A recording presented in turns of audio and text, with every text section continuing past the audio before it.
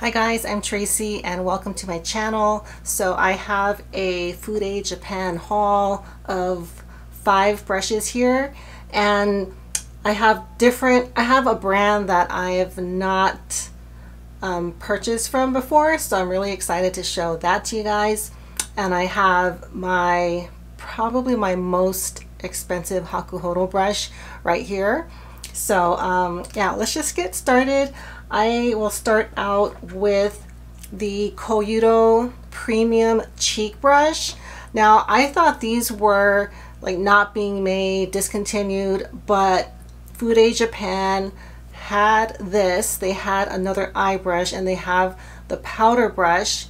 And because the exchange rate right now is so favorable to the US dollar, they're not terribly expensive. Yes, they are overall expensive, but I was able to get this for $90 and it's actually down to $86.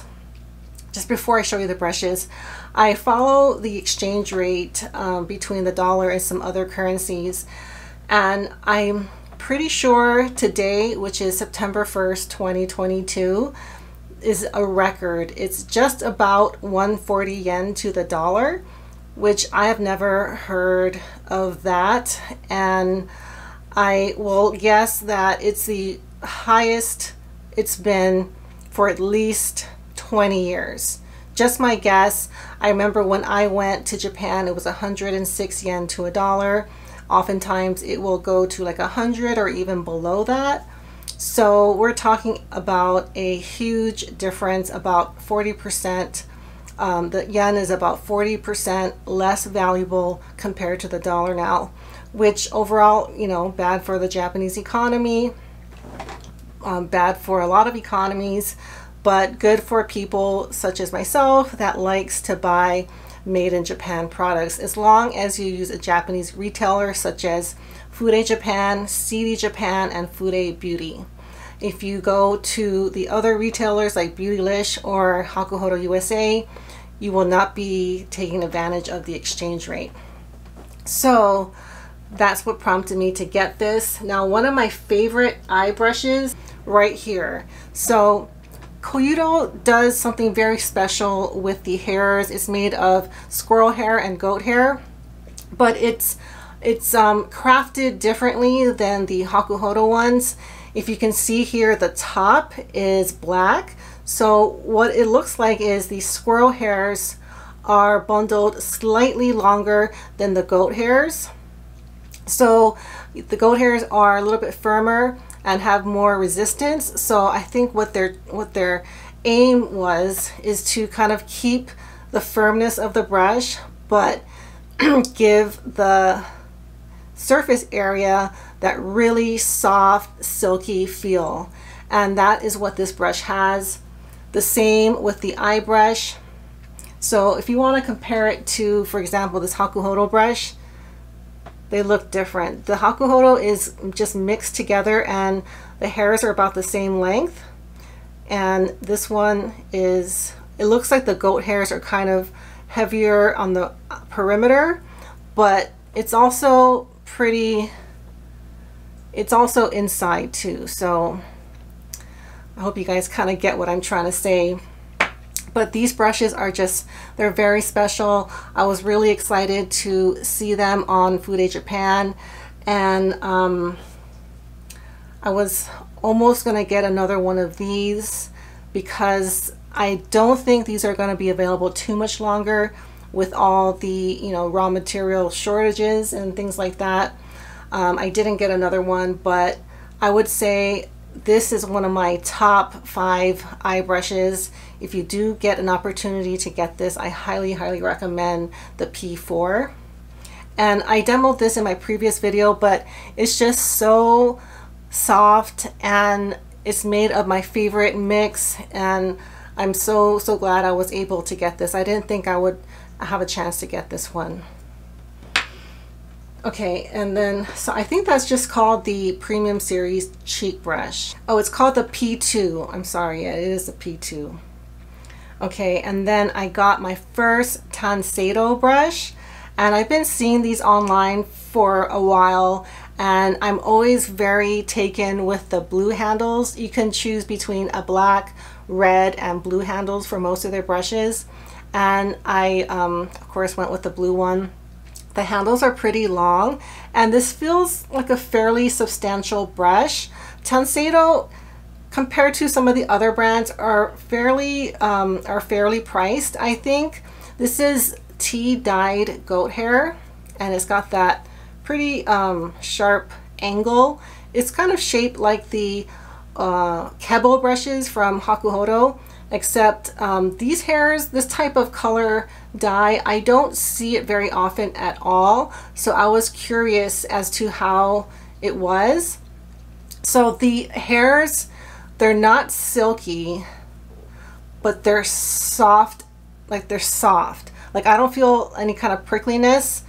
And yeah, I haven't even used this. I'm gonna use it actually right now just to see, you know, how it feels. I'm gonna just use a little bit of this powder and powder under the eyes. I can tell by the angle and the size of this brush, it'll be really good for getting like precision powdering done.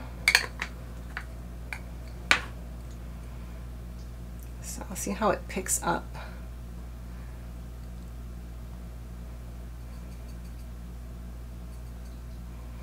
So yeah, it picks up a pretty decent amount, and it looks like it picked up pretty evenly.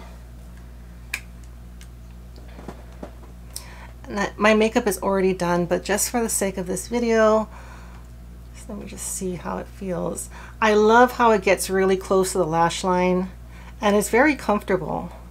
It doesn't feel like a squirrel hair brush. The hairs are much more firm, but it's not pokey at all. Like I don't feel like individual hairs or anything.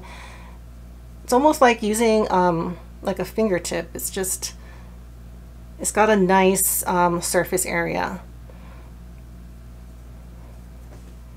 So yeah, that actually did a really nice job. I can tell how this area looks smoother. I mean, I don't know if it's just the brush because this powder is really good,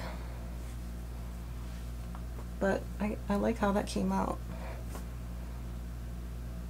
Oh, it fits like this area really well. And this is an area that I powder pretty heavily because you can see I have like a sunglass imprint right there. So yeah, I really like the design of this brush. Like the angle, it's got that sharp angle, but perfect for areas like this. I think it's considered a highlighting brush. So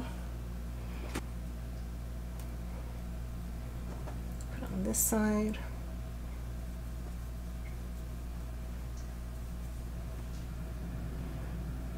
Yeah, so I did a really nice job putting on the highlighter. I would say it put on a pretty heavy application, which is what I expect, but I can't tell like a big difference between like a squirrel hair brush and this one. But yeah, that worked well for both tasks. So yeah, I'm really excited to play with this one a little more. And then I got the Chikuhodo T2. It's their angled goat hair brush from the Takumi series, and the Takumi series is one of my favorite, maybe my top favorite Chikuhodo brush line. And the reason is, this is just my perspective, I feel like they use some of the best hairs, at least the goat hairs. I feel like they use that for the Takumi series, and I also think these are better crafted than some of their other brush lines. They're always perfect. Some hairs are probably going to come out, and I'm going to show you something to illustrate the craftsmanship. So I haven't used this one yet. So when you do, so see, it's a pinched ferrule, so you got, like, you know, it's going to be tapered, meaning short here and longer, you know, at the long end. But it's also tapered from the side, and that allows you to get a very even airbrushed powder application. See how short these hairs are on the side, and then it just gradually gets longer? I feel like that design allows your powder products to go on better than if it were all one length. Yeah, it's just, these are just so perfectly crafted, and the hairs are coming out because it's new. But in general, these Takumi brushes do not shed much. And that's what makes this brush line my favorite. And I'm hoping that this will rival the performance of my Hakuhodo Salt and Pepper. They're mostly G series now. I'm hoping this will kind of rival the performance of those, because this one is less expensive, and I feel like Chikuhodo will continue to make the Takumi series for a while. Hakuhodo, you know, they're becoming a little bit too pricey, and anyways, but I'm really glad I have this. It does remind me of the Hakuhodo B512, like the angle and the size and the shape. This one's a little bit bigger, and it's fairly dense. It's denser than I thought it would be. I thought it was going to be a little bit more floppy, but this is a pretty dense brush, and I'm planning to use it for bronzer.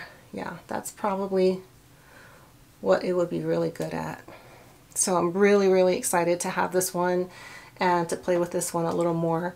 So I have two Hakuhodo brushes. I finally got myself an Ogi brush, which is the fan brushes. And just to try it out, I just got like a little one. This is the F7145, and I use this for the video that I just filmed. And I used it to line, and it was really awesome. It put on the shadow very evenly and in a pretty intense way. Not super intense, but it was very, what I think this will bring, which is not what my other brushes have, is how it's just so airy. Like you can barely feel it on your skin. So if you have sensitive eyes, like you tear up a lot, I think, and if you want to line with shadow, I think this would be a really good choice. The thing is, it takes maybe a little bit more skill because, you know, you're lining with a fan shape, but so far really, really loving this brush. And I'm also going to try it to do like the first lay down shade, because it's exactly the same size of this space right here. Yeah, so I'm really, really impressed so far, and I see myself getting more of these in the future. Okay, now probably my most exciting brush that I've got in a long time. I got the G502. So this is my biggest mixed hair brush from Hakuhodo, and like the Chikuhodo one, the craftsmanship of these brushes are like just superb. Like if you look at the tapering of this brush, how it starts off really short there and it just evenly tapers,